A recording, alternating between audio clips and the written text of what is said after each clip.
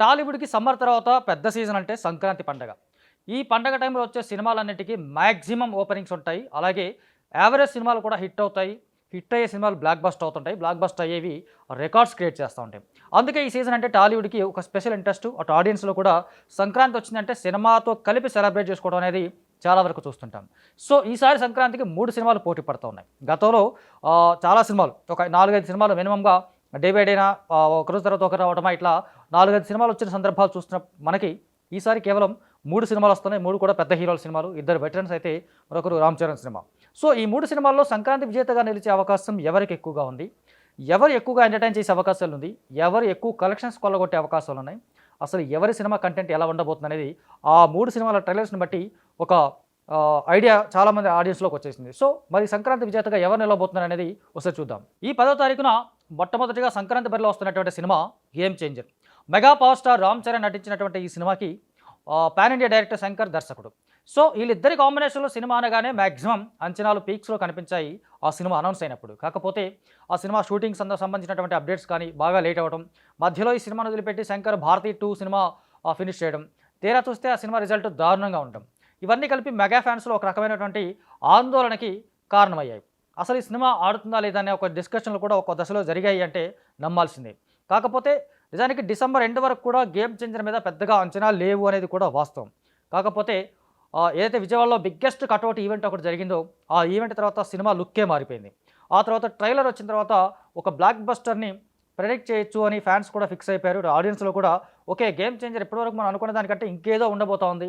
ఇంకేదో ఒక మ్యాజిక్ చూడబోతున్నాం అన్న ఒక కలరింగ్ అయితే సినిమా ట్రైలర్ తర్వాత చాలామందికి కనిపించింది. అందుకు కారణం శంకర్ కట్ చేసినటువంటి ఈ ట్రైలర్ ఉన్నటువంటి గ్రాండ్‌నెస్, చాలా లావిష్‌గా ఉండడం, నంబర్ ఆఫ్ సీన్స్ ఉండడం, నంబర్ ఆఫ్ సీక్వెన్స్‌లు ఉండడం.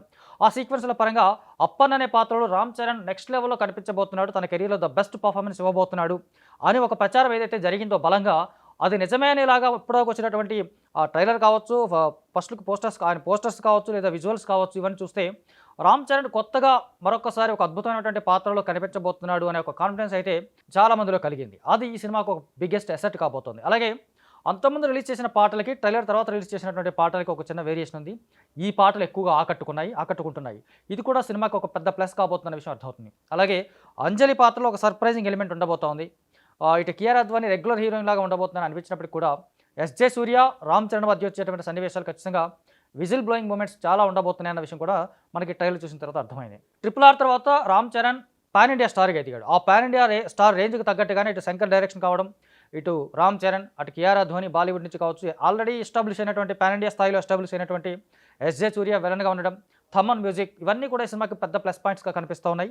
వరల్డ్ వైడ్‌గా అట్లీస్ట్ పాన్ ఇండియా రేంజ్‌లో 'గేమ్ చేంజర్' భారీ ఓపెనింగ్స్ తెచ్చుకోబోతున్న విషయం మనకి స్పష్టంగా తెలుస్తుంది. కాకపోతే కోలీవుడ్‌లో 'గేమ్ చేంజర్'కి పోటీగా దాదాపు 5, 6 సినిమాలు వేస్తూ ఉన్నారు. ఆ 5, 6 చిన్నవాళ్ళమైనప్పటికీ కూడా అక్కడ థియేటర్‌కి సంబంధించినటువంటి ఇష్యూ ఏదైనా ఉంటే గనక కొంత ఇబ్బంది అయ్యే అవకాశం ఉంది. మిగతా ప్రాంతాల్లో 'గేమ్ చేంజర్'కి పెద్దగా పోటీ లేదు. పోటీ లేకపోవడానికి ఖచ్చితంగా ఈ సినిమాకి అడ్వాంటేజ్‌గా మారుతుంది. భారీ ఓపెనింగ్స్‌తో పాటు భారీ వసూళ్లు కూడా వస్తాయనేటువంటి కాన్ఫిడెన్స్‌లో మేకర్స్ ఉన్నారు.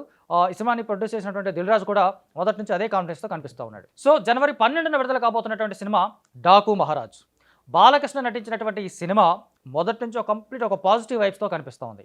అంటే ఆ టైటిల్ దగ్గర నుంచి ఆ టైటిల్ కంటే ముందే రిలీజ్ చేసినటువంటి గ్లింప్స్ కావచ్చు, బాలకృష్ణ లుక్ కావచ్చు, టేకింగ్ పరంగా చూసుకుంటే గనక ట్రైలర్ చూస్తున్న తర్వాత ఒక ట్రెమెండస్‌గా అనిపించింది. అంటే ట్రైలర్‌లో కథ ఇది అని చెప్పలేదు, లేదా డైలాగ్స్ తక్కువగా ఉన్నాయని కొన్ని కంప్లైంట్స్ ఉన్నప్పటికీ కూడా ఒక ట్రైలర్‌ని లో ప్రొఫైల్‌లో తీసుకొస్తే సినిమా మూమెంట్ హై కిక్ ఇస్తుందనేది కొంతమంది దర్శకులు నమ్మేటువంటి విషయం. నిజానికి అది చాలా సార్లు ప్రూవ్ అయింది కూడా.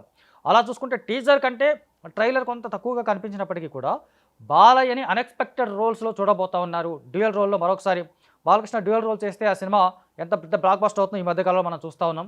ఆ సెంటిమెంట్ కంటిన్యూ చేస్తూ 'డాకు మహారాజ్' ఆయన కెరీర్‌లోనే ఒక పెద్ద హిట్ కాబోతుందన్న కాన్ఫిడెన్స్ అటు ఫ్యాన్స్‌లోను, ఇటు ప్రేక్షకుల్లో కూడా కనిపిస్తూ ఉంది. అందుకు కారణం ఈ సినిమాకి సంబంధించినటువంటి లుక్ కావచ్చు, పాటలు కావచ్చు, హీరోయిన్స్ కావచ్చు, ట్రైలర్‌లో చూపించినటువంటి కొన్ని షాట్స్ చూస్తే ఇప్పటివరకు దర్శకుడు బాబీ ఇప్పటివరకు బాలకృష్ణని ఎవరూ చూపించని కోణంలో చూపించబోతున్నాడు అన్న విషయం స్పష్టంగా అర్థమవుతుంది.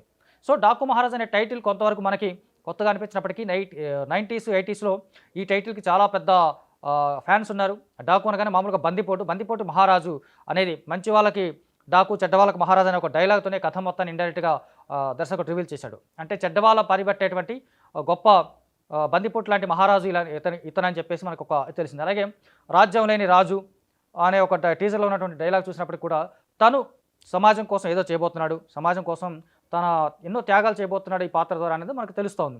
సో, బాలకృష్ణ కెరీర్ పరంగా చూసుకుంటే ఈ మధ్య కాలంలో నాన్ స్టాప్‌గా బ్లాక్ బస్టర్స్ పడతా ఉన్నాయి. ఆ బ్లాక్ బస్టర్స్‌ని నెక్స్ట్ లెవెల్‌కి తీసుకెళ్లే సినిమా ఇది అని ఖచ్చితంగా అటు ఫ్యాన్స్ నమ్ముతున్నారు.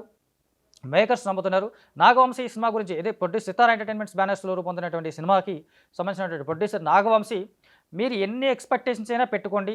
దానికి మించి మీరు చూస్తారని చెప్పి ఆ ఫ్యాన్స్‌ని ఊరిస్తా ఉన్నారు. నిజానికి అది ఒక ప్రొడ్యూసర్ కాన్ఫిడెన్స్. సితార బ్యాండ్ అంటే కూడా మనకి ఈ మధ్య ఆళ్ళు కూడా ప్రామిసింగ్ మూవీస్‌తో వస్తా ఉన్నారు.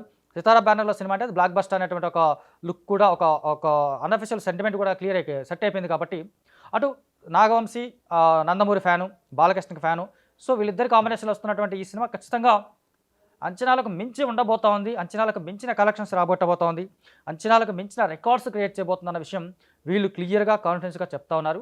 అది నిజమే అనేలాగా కూడా ఈ సినిమాకు సంబంధించినటువంటి మొదటి నుంచి ఏదైతే మనం ముందు చెప్పినట్టు ఆ పాజిటివ్ వైబ్ ఈ సినిమాకి స్పష్టంగా కనిపిస్తూ ఉంది. సో, సంక్రాంతి బరిలో డాకు మహారాజ్ చాలా రికార్డ్స్, సంచలనాలు నమోదు చేయబోతున్నాడన్న విషయం ఇప్పటికైతే ఫ్యాన్స్ నమ్ముతున్నారు. అది నిజమా కాదా అనేది మనకి 12న తేలిపోతుంది. ఇక సంక్రాంతి లాంటి సీజన్‌కి ఎలాంటి సినిమా అవసరమో అలాంటి సినిమాతో వస్తున్నారు 'సంక్రాంతికి వస్తున్నాం' అనే మూవీతో వెంకటేష్, అనిల్ రావిపూడి. వీళ్ళిద్దరి కాంబినేషన్‌లో ఆల్రెడీ వచ్చినటువంటి F2, F3 సినిమాలు మంచి విజయం సాధించాయి. కాకపోతే F3 కొంత F2తో కంపేర్ చేసినప్పుడు తక్కువ హిట్ అనిపించుకుంది. బట్ ఈసారి వస్తున్నటువంటి హ్యాట్రిక్ మూవీ 'సంక్రాంతికి వస్తున్నాం' టైటిలే సంక్రాంతి పండుగని బేస్ చేసుకొని పెట్టినటువంటి ఈ సినిమా మొదటి నుంచి ఏదైతే ఒక పాట 'గోదారి గట్టు మీద' అనే పాట దగ్గర నుంచి మొదలై ఆ పాజిటివ్ వైబ్స్ కావచ్చు, లేదా హైప్ కావచ్చు, పాటలతో సినిమాకి హైప్ తీసుకురావడం ఎలా అంటే ఈ సినిమా ఈ మధ్యకాలంలో వచ్చినటువంటి సినిమాలో ఇది స్పష్టంగా పెద్దగా కనిపిస్తుంది మనకి. వెంకటేష్ లాంటి హీరో వెంకటేష్ లాంటి ఒక ఫ్యామిలీ హీరో సంక్రాంతి పండుగకు వస్తున్నాడు అంటే ఖచ్చితంగా అటు ఫ్యామిలీ మొత్తం ఆ సినిమా చూసే అవకాశం ఉంటుంది. దానికి తగ్గట్టుగా కావాల్సినంత వినోదం, కావాల్సినంత యాక్షను, వీటికి తోడు కొంత ఫ్యామిలీ సెంటిమెంట్స్, ఎమోషన్స్ ఇవి కానీ టచ్ అయ్యి ఉంటే ఖచ్చితంగా సినిమా బ్లాక్ బస్టర్ అయిపోతుంది. ఇది సీజన్డ్ మూవీ కూడా అనుకోవచ్చు మనం. అంటే కొన్ని సినిమాలకి కంటెంట్ కంటే కూడా సీజన్ చాలా ప్లస్ అవుతుంది. సంక్రాంతికి వస్తున్నాం సినిమాకి సంబంధించి చూస్తే ట్రైలర్ తర్వాత కొంత కంటెంట్ పరంగా కొంత డిసప్పాయింటా లేదా రెగ్యులర్గా అనిల్ రావిపూడి కైండ్ ఆఫ్ ఫ్లేవర్లో కనిపించినప్పటికీ కూడా అంటే కేవలం ఆడవాళ్ళ మీద సెటైర్లు, జోకులు ఇలాగా కనిపించినప్పటికీ కూడా అంతకుమించి ఇంకేదో చూడబోతున్నాం. వెంకటేష్‌ని ఒక మాస్ గెటప్‌లో ఇదైతే మనకి 'ఘర్షణ' సినిమా టైంలో ఆయన గెటప్, లుక్ ఎలా ఉందో దానికి సంబంధించినటువంటి ఎపిసోడ్ ఈ సినిమాలో బలంగా ఉండబోతుందని మనకు తెలుస్తోంది. ఆ ఎపిసోడ్ పెద్ద హైలైట్ అవుతుంది. దాని తర్వాత దాన్ని కంటిన్యూ చేస్తూ ఒకానొక పెద్ద కిడ్నాప్ కేసును ఛేదించే క్రమంలో తన భార్యతో పాటు ప్రియురాలతో కలిసి వెళ్ళడం, ఆ క్రమంలో వచ్చేటువంటి ఎంటర్‌టైన్‌మెంట్ సన్నివేశాలన్నీ ప్రేక్షకుల్ని కొంచెం ఆకట్టుకుంటాయనేటువంటి కాన్ఫిడెన్స్‌తో మేకర్స్ కనిపిస్తా ఉన్నారు. 'దిల్ రాజు' ఖచ్చితంగా ఇది తన కమ్‌బ్యాక్ మూవీ అవుతుందని చెప్తున్నారు. గేమ్ చేంజర్ కూడా అతనే కాబట్టి ఈ 2 సినిమాలు తనకి అంటే కొన్నాళ్ళుగా ఆయన ఫ్లాప్స్ చూస్తున్నాడు. ఆ విషయం తనే ఒప్పుకున్నాడు. ఈ 2 సినిమాలు తనకు కమ్‌బ్యాక్ అవుతాయని చెప్తున్నాడు. అంత కాన్ఫిడెంట్‌గా ఈ సినిమా మీద మనకు కనిపిస్తా ఉన్నాడు. అనిల్ రావిపూడి కూడా తను గతంలో చేసినటువంటి మిస్టేక్స్ ఏవి ఈ సినిమాలో చేయలేదు అని చెప్తా ఉన్నాడు. ఇటు వెంకీ లాస్ట్ సంక్రాంతికి 'సైంధవ్' అనే సినిమాతో వచ్చాడు. ఆ 'సైంధవ్' ఆయన కెరీర్‌లో ఒక పెద్ద డిజాస్టర్ అని చెప్పుకోవచ్చు. అంటే 75th మూవీ ఆయనకి మెమరబుల్‌గా ఉంటుందనుకుంటే మెమరీగా ఉంది కానీ బ్యాడ్ మెమరీ అయింది అది. సో, దాన్ని దాటి ఈసారి సంక్రాంతికి ఆడియన్స్‌ని మెప్పించాలంటే ఖచ్చితంగా ఒక బలమైన కంటెంట్‌తో పాటు వెంకటేష్‌కి సాధ్యమైనటువంటి టైమింగ్‌లో కుదిరేటువంటి ఎంటర్‌టైన్‌మెంట్ ఈ సినిమాకి అవసరం. అది పండగకి మరింత ప్లస్ అవుతుంది. ఆ పండగ ఈ సినిమా కూడా ప్లస్ అవుతుంది. సో, ఈ సీజన్‌ని నమ్ముకొని కంటెంట్‌తో పాటు సీజన్ కూడా నమ్ముకున్నటువంటి ఈ సంక్రాంతికి వస్తున్నాం సినిమా ఖచ్చితంగా ఒక పెద్ద హిట్ కాబోతోంది అనే నమ్మకం అటు వెంకటేష్ ఫ్యాన్స్‌లో గానీ, ఇటు 'దిల్ రాజు' గానీ, డైరెక్టర్ అనిల్ రావిపూడి గానీ చూపిస్తా ఉన్నారు. మీనాక్షి చౌదరి, ఐశ్వర్య రాయ్ హీరోయిన్‌గా నటిస్తా ఉన్నారు. భీమ్ సిసిరోలియో మ్యూజిక్ ఈ సినిమాకి పెద్ద ఎసెట్ అయిపోయింది. ఆల్రెడీ వచ్చిన పాటలు ఆల్మోస్ట్ 'గోదావరి గట్టు మీద' పాట 100 మిలియన్ వ్యూస్ సంపాదించుకుంది. ఎక్కడ చూసినా అదే వినిపిస్తుంది. ఆ తర్వాత వచ్చినటువంటి 'మీనమ్మ' పాట కానీ, సంక్రాంతికి సంబంధించినటువంటి పాట కానీ, ఇలా పాటలతో సినిమాకి భారీ ఓపెనింగ్స్ తీసుకురాబోతున్నటువంటి సందర్భం చాలా రోజుల తర్వాత మళ్ళీ సంక్రాంతికి వస్తున్నాం చూడబోతా ఉన్నాం. సో, ఈ 3 సినిమాలకు సంబంధించి చూసుకుంటే కనుక ఈ 3 డిఫరెంట్ జానర్స్‌లో వస్తున్నవి. ముగ్గురు ఇమేజ్‌లకు తగ్గట్టుగా వస్తున్నటువంటి సినిమాలు. ఎవరు పోటీ కాకుండా ఒకరు 10న, ఒకరు 12న, ఒకరు 14న పండగని కంప్లీట్‌గా షేర్ చేసుకుంటూ ఓపెనింగ్స్‌కి ఇబ్బంది లేకుండా, కలెక్షన్స్‌కి సమస్య రాకుండా ఆయా హీరోల ఇమేజ్‌కి, వాళ్ళ రేంజ్‌కి తగ్గట్టుగానే ఈ సినిమాలు రిలీజ్ కాబోతున్నాయి. కాకపోతే రిలీజ్ తర్వాత వాళ్ళ రేంజ్‌ని పెంచే విధంగా ఈ సినిమాల కంటెంట్స్ కనిపిస్తా ఉన్నాయి. కంటెంట్ ఆ మేరకు అయినప్పటికీ కూడా ఒక ముగ్గురు ఒకేసారి బాక్స్ ఆఫీస్ దగ్గర పోటీ పడ్డారంటే అందులో ఎవరినో ఒకరిని విజేతగా మనం చూడాల్సి ఉంటుంది. అలా చూసుకుంటే కనుక మెయిన్ కాంపిటీషన్ వచ్చేసి game changer versus Daaku Maharaj ఉంటుంది. వీళ్ళిద్దరిలో బిగ్గెస్ట్ హిట్ ఎవరు కొడతారనేది మనకి 14 లేదా 12 తారీఖున తేలిపోతుంది.